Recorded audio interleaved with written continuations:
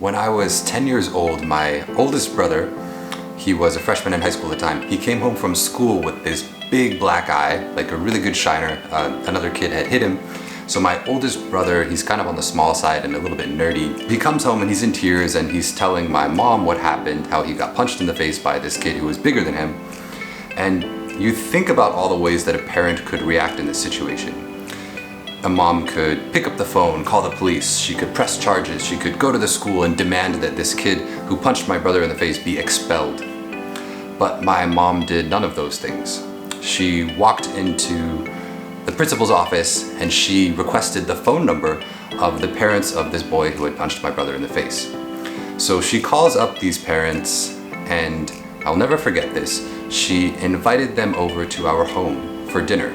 And it wasn't just any dinner, this was like a full-blown Romanian feast. My family's Romanian on both sides.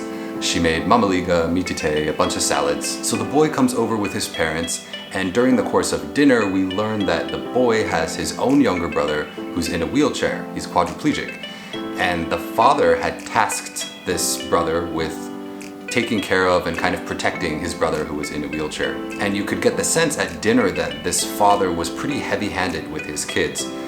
And you actually started to feel bad for this boy who had punched my brother in the face.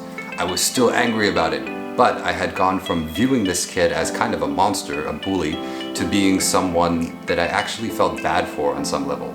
Of course, it's very easy to ostracize and demonize someone when they're doing something that is hurtful to you, and it's much harder to consider where they're coming from and put yourself in their shoes. But it's something that my mom is very good at, and it inspires me.